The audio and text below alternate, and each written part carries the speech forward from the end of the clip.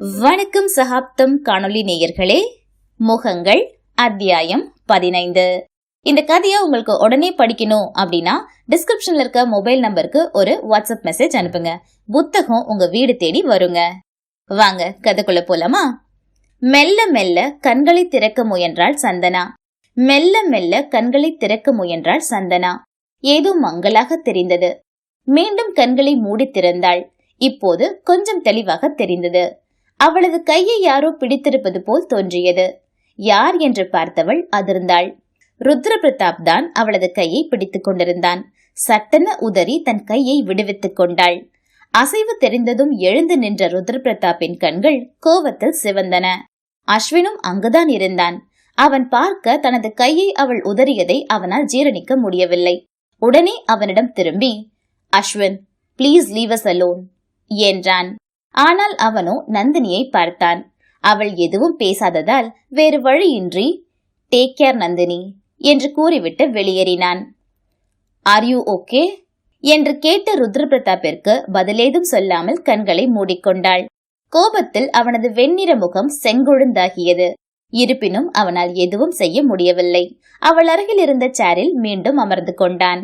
உணவு இடைவேளையின் போது அவனை தேடிக்கொண்டு வந்துவிட்டான் பிரகாஷ். படுக்கையில் காய்ந்த சிறகாய் கிடந்தவளை கண்டதும் துணுக்குற்றான். என்னாச்சு ருத்ரா? லேசான மயக்கம், அவ்வளவுதான். ஏன்? லோ பிபிடா. வேற எதுவும் சீரியஸா இல்லையே? அதெல்லாம் எதுவும் இல்ல. ருத்ரனின் முகத்தில் எதை படித்தானோ. ருத்ரா, ஆர் யூ ஓகே என்று கேட்டான். சில நொடி மௌனம் காத்த ருத்ரன், ஐ எம் நாட் என்று மெதுவாக கூறினான். ருத்ரா, நட்போடு அவன் தோள் பற்றி பிரகாஷ் விழிக்கவும், இதோ இவதாண்டா காரணம், அமைதியா இருந்தே என கொல்றாடா என்று விரக்தியாக கூறினான். நீ எந்த முடிவெடுத்தாலும் அதுல ஒரு அர்த்தம் இருக்கும் ருத்ரா. ஆனா இந்த திருமண விஷயம் முடிப்பதற்கு பயந்தவன் பாதியிலேயே நிறுத்தினான். அதுக்கும் இவதாண்டா காரணம். என்னோட எல்லா பிளானும் நாசமா போச்சு.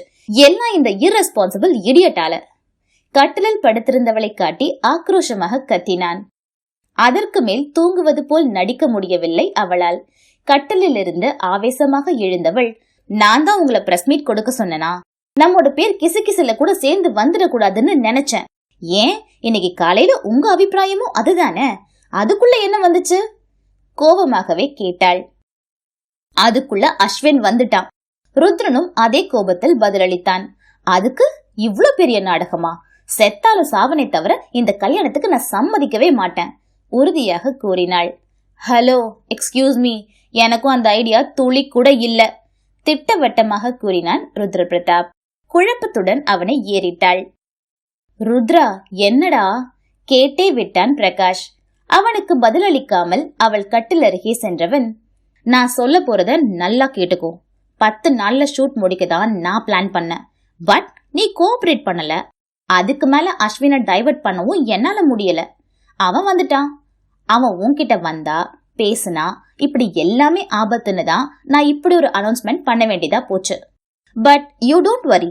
இந்த படம் முடிஞ்சதும் நமக்குள்ள மனஸ்தாபம்னு நியூஸ பரப்புவோம். அப்புறம் பிரேக்கப் தான்.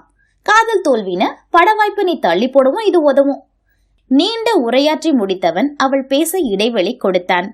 அப்போ படம் முடிஞ்சதும் நான் என் வழியில போகலாமா? அப்படிதானே? கண்களில் ஆர்வம் என்ன கேட்டாள். சில நொடி அமைதிக்கு பின், நிச்சயமா போகலாம் என்றான். இது போதும். சந்தோஷமாகவே பேசினாள். அதுக்கு படம் சீக்கிரம் முடியணும் என்று எச்சரிப்பது போல் பேசியவன் அவளது பதிலை எதிர்பார்க்காமல், இன்னைக்கு ஒரு நாள் ரெஸ்ட் எடுத்துக்கோ. பட் நாளையில இருந்து டைட் ஷெட்யூல் இருக்கு. நீ வா பிரகாஷ், இன்னைக்கு ஃபுட்டேஜ் எங்க என்று பிரகாஷுடன் பேசிக்கொண்டே அந்த ரூமை விட்டு வெளியேறினான். ஓர் அசிஸ்டன்ட் மேக்கப் ஆர்டிஸ்டை அழைத்து, நந்தினி மேடத்தை யாரும் டிஸ்டர்ப் பண்ணாம பாத்துக்கோங்க என்று கட்டளை பிறப்பித்து விட்டே அந்த தன் அறைக்கு சென்றான். அவனது அறைக்குள் நுழைந்ததுமே, பாவண்டாவ, என்ன இருந்தாலும் ஒரு பொண்ணோட உணர்வுகளோட நீ விளையாடுறது சரியில்லை Rudra. Sorry to say this என்றான் பிரகாஷ். ஃப்ரிட்ஜை திறந்து ஒரு குளிர்பானத்தை எடுத்து குடித்தவன், இட்ஸ் மை ஸ்டைல் என்றான் கூலாக. பிரேக்கப்புக்கு என்ன காரணத்தை சொல்ல போற? பாட்டிலை பிரகாஷிடம் நீட்டினான் ருத்ரன். அவன் வேண்டாம் என்று சைகை செய்ததும் மீண்டும் ஃப்ரிட்ஜினுள் வைத்து மூடியவன், 1000 காரணம் சொல்லலாம். நம்ம இண்டஸ்ட்ரியில இது சர்வ சாதாரணம். பட் அதுக்கு அவசியம்தான் என்ன? சூட்சுமமாக சிரித்தவனிடம் what do you mean? அதிர்ச்சியாக வாய்ப்பிழந்தான் பிரகாஷ். பிரேக்கப் ஆனாதானே ரீசன் வேணும்? மர்ம சிரிப்புடன் ருத்ரன் கூற குழப்பத்துடன் அவன் முகம் பார்த்தான் பிரகாஷ். முகங்கள் அத்தியாயம் 15 நிறைவடைந்தது. அத்தியாயம் 16.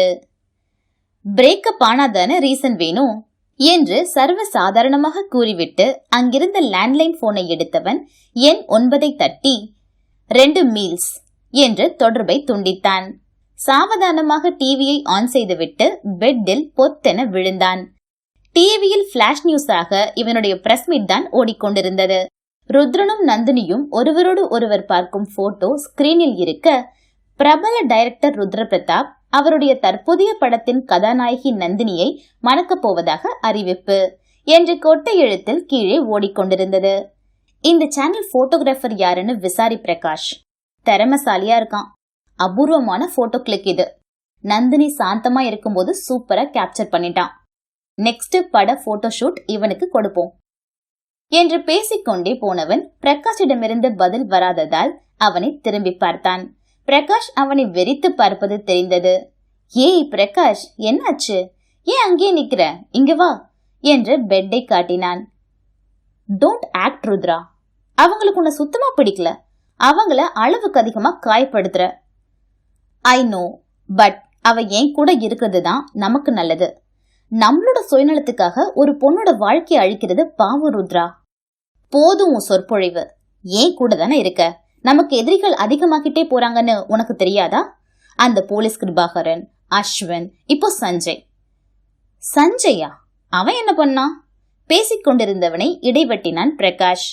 எஸ், நேத்து நைட்டு நந்தினி கிட்ட தப்பா நடக்க முயற்சி செஞ்சிருக்கான். வாட்? அவன்கிட்ட இவன் நந்தினி இல்ல சந்தனான்னு சொல்ல போறதா சொன்னியே? அதெல்லாம் சொல்லியாச்சு. அலுப்பாக பேசினான். அப்புறம் ஏன்? அவனை பத்தி நமக்கு நல்லாவே தெரியுமே. பிளட்டி ராஸ்கல், அவனை சும்மாவா விட்ட? கோபத்தில் பிரகாஷின் கை முஷ்டி இறுகியது. காம் டவுன், அவனை நான் டீல் பண்ணிக்கிறேன். அவர்கள் பேசிக் கொண்டிருக்கும் போதே காலிங் பெல் சத்தம் கேட்டது. ருத்ரன் சென்று கதவை திறக்க சாப்பாட்டுடன் வந்தான் ரூம் சர்வீஸ் பாய்.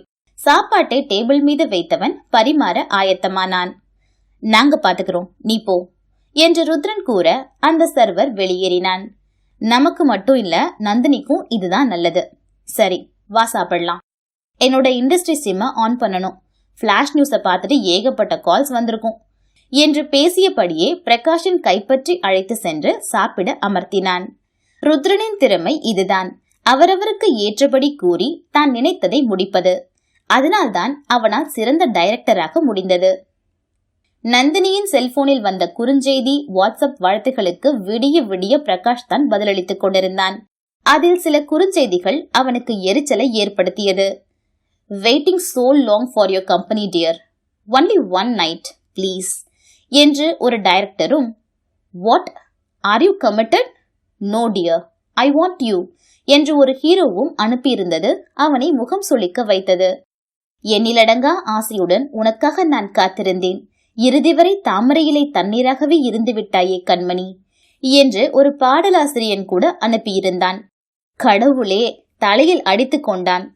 பெண்ணாக பிறந்துவிட்ட பாவத்திற்கு எத்தனை கன்றாவிகளை சகித்துக் கொள்ள வேண்டியிருக்கிறது. உண்மையில் நந்தினியை நினைத்தால் பாவமாக இருந்தது பிரகாஷிற்கு. Please one date with me. ஸ்ட்ரைட்டாவே கேக்குறேன்.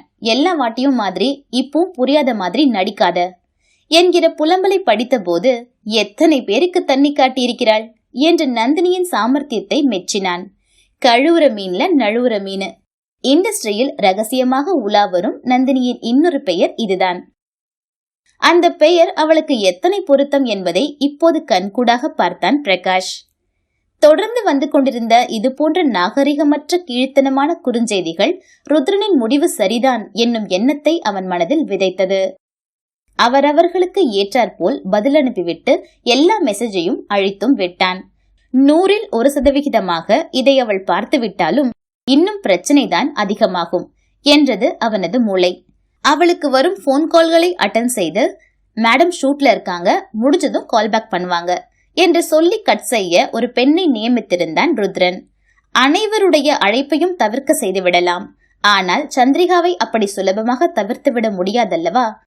தாய் மகளிடம் பேசியே ஆக வேண்டும் என்று பிடிவாதம் பிடித்தபோது வேறு வழியில்லாமல் தலையாட்டினான் ருத்ரன். அலைபேசி உரையாடல் சந்திரிகாவை அமைதிப்படுத்தவில்லை. இந்த திடீர் கல்யாண அறிவிப்பும் அவளுக்கு பிடித்தமானதாக இல்லை. எனவே உடனே சென்னைக்கு புறப்பட்டு வருவதாக கூறினாள். பிரகாஷ் தான் கலவரமாக தெரிந்தான். ருத்ர பிரதாப்போ வரட்டும் பாத்துக்கலாம் என்று விட்டுவிட்டு தன் வேலையில் மூழ்கினான்.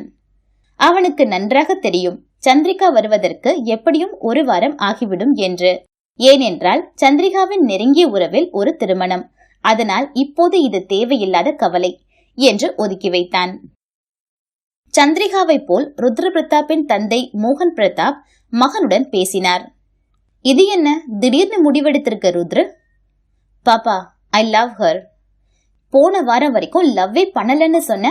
அதனால எங்க வினிஷாவை உனக்காக கமிட் பண்ணியிருந்தோம். அவரது குரலில் கோபம் இருந்தது.